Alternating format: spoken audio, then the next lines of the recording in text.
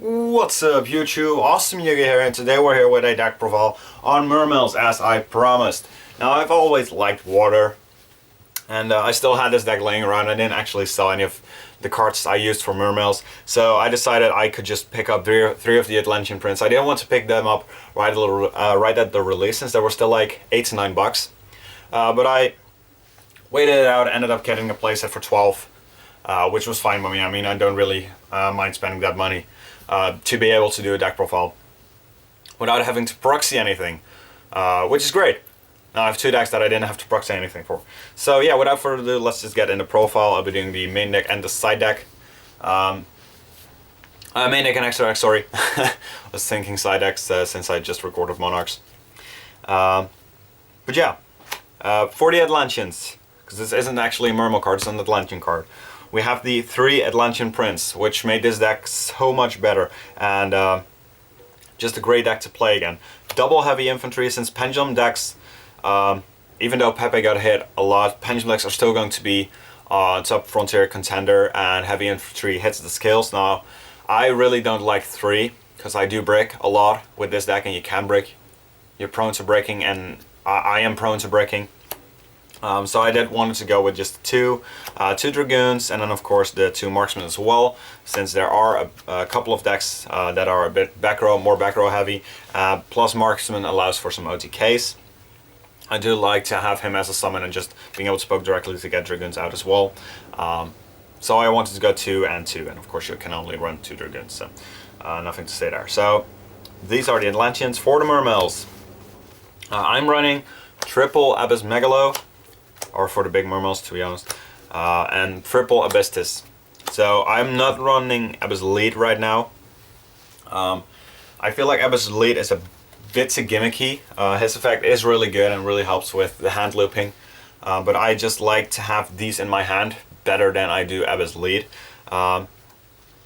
Abyss did lose some of its versatility. I would probably always be running 3 Megalo right now, because once again this helps putting down the damage. And he's a bit easier to summon from hand, makes those rank 7 plays a bit easier than Abystis does. So if I were to put in lead, I would actually cut an Abystius, go to 3 Megalo, 2 Tias, and then the 1 lead. But this, I feel like this is a bit more consistent, helps you unbrick some hands easier than lead would do, because every hand you have Abystius in, you can actually play something. What doesn't count for when you have a hand with Abyss Lead in it. So for now I just went with these 3 and decided to cut the lead. For the smaller Mermails, of course you have your triple Gundy. You can get away with 2 nowadays since you do have the Atlantean Prince, but this is just too good. It makes rank 4 plays, makes rank 7 plays, and the rank 7s actually are a bit better nowadays since you do have, for example, the Red Eyes as well. And of course Abyss Guys is still a good card. So 3 of these, then 2 Pike and 1 Turch, instead of like 3 Pike or just the 2 Pike and then no Turch. I do like having Turch in there as well to recycle some of my cards, and in theory you can still do the Pike Turch play. It's just not as relevant anymore as the one was, but I do like to have a Turch in my deck.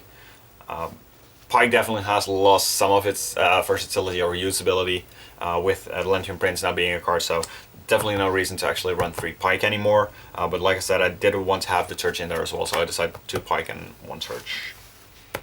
And then just the 1 Lindy. Now I am only running 1 Sphere, and even though Lindy isn't that bad to draw, it's so slow. So since I only wanted to run the 1 Sphere, because Sphere has been power creeped out of the game, to be honest, and definitely out of this deck here, more of a combo deck, even more of a combo deck, even though you always was, than you've ever been before. Setting the trap just doesn't really cut it anymore. So the 1 Sphere to get out the Lindy, and if you draw the Lindy, of course you can still set this, but I didn't want to have 2 Lindies and increasing my chances of drawing a Lindy instead of drawing the Sphere, because Sphere is still the best with Lindy, even though you can just get Pike out, for example, as well, of course. I once again, just to make sure that I don't brick too often with this deck, because this deck is kind of brick prone, just the 1 Lindy. Then for the non-Mermail cards, we have Deep Sea Diva, obviously, and the Mulling Glacier. Once again, I feel like this is staple right now. It's so easy to control the grave with Mermails nowadays. And Diva is just once again a great OTK card. Helps you go into the synchros, the Ice Barrier synchros, and Mulling Glacier is awesome. Honestly, I would have always ran Mulling Glacier in a Mermail deck because I've always loved Mulling Glacier in a Mermail deck. It's just it wasn't good enough for a long period of time, but now I feel like it's good again. So definitely run the Mulling Glacier. Then for the hand traps we have triple Maxi, double Veiler, and a Gortz. Now I did decide to run the Gortz instead of a third Veiler, which would probably be would have been the other hand trap, because I need to be able to draw into something with Maxi.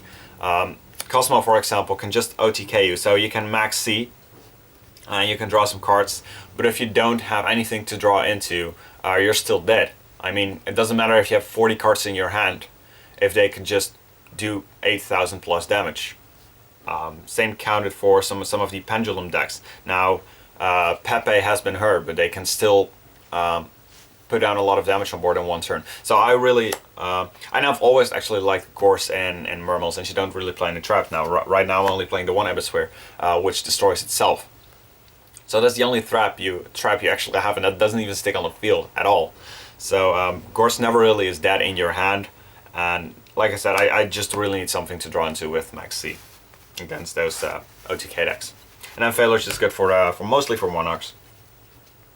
For the spells, triple Upstart, because this still is a combo deck. Now, like I said, you can brick.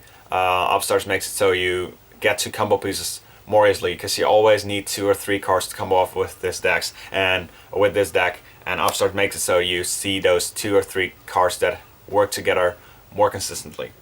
Triple Instant Fusion, because Northern is just good in this deck. It's a water deck, and Northern is the water monster. That's not really the issue here, but just helps with those rank 4 plays. The 1 Salvage to get back some of your Atlanteans and Deep Sea Diva as well. 1 for 1, because this gets out the Atlantean Prince, and Soul Charge, because Soul Charge is still busted in Mermails. And then, like I said, a 1 Swear, which I already spoiled pretty much. So that's the deck. 40 cards, 37 when you can the Upstarts. For the extra deck, Dweller. It has its usage. It's just not that good anymore, to be honest. But it's a water, so it can trigger Dragoons. Emerald, which is really good. Sun Arc, pretty much the same thing as Dweller. It's not that good, but it has its juices, and it's a water monster. Castell, which is amazing. Now for the rank 7s, we have Draco Sack, which honestly has been power creeped. Big Eye, which is still pretty good. Gaius, which is definitely still pretty good. And the Red Eyes Flare Metal Dragon, which is still pretty good. Then for the Synchros, we have Tatsunoko, which is just a good card to have in here. Once again, it is a water, but Deloran, which is great. Gungnir, which is okay. Those Ice Barrier monsters are just kind of mandatory to run. And Deloran is definitely a great card.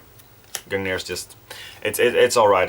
It has its moments. Black Rose, pretty much the same as Deloran. It has its moments. Trishula, which is Trishula, so. And then the 2 Norden.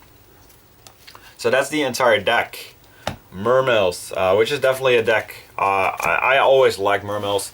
I just have had a hate/love relation with them, since Mermails has always been prone to bricking, and I brick a lot with decks that can brick, and with decks that don't brick, I still brick. So I haven't always seen eye to eye with Mermail, but I've always liked the idea of the deck, and I've always liked how combo orientated and skill incentive this deck is. So yeah, it was good that I still had this deck, and I only had to pick up those 3 to actually complete this deck again, and being able to play this deck in real life if I would want to. So that's just good. It's cool. In the comment section down below, let me know what you think of Mermail, and how strong do you think Mermail is at this point in time, at this point in the game. And that will about do it for now. I don't have anything else to record for right now, but I think I will do Tellarknights. Just have to proxy some of the like the strikes. I think I only have to proxy some strikes, probably. So I might do that. I might do that. Otherwise, might be a week or 2 without videos if I don't have anything I can come up with to profile beyond that. For now, thank you guys for watching. Thank you guys for the continued support. even though we don't upload as consistently anymore. We do have like these small breaks in between some videos. But when I do videos, I usually have like a couple that I can put out every 5 to 7 days. So thanks for the support throughout this period, which I don't actively play Yu-Gi-Oh anymore. And yeah, just I'll see you guys with the next video, even though I don't know when it's going to be as of this time. But I'm sure I'll see you guys there. Bye!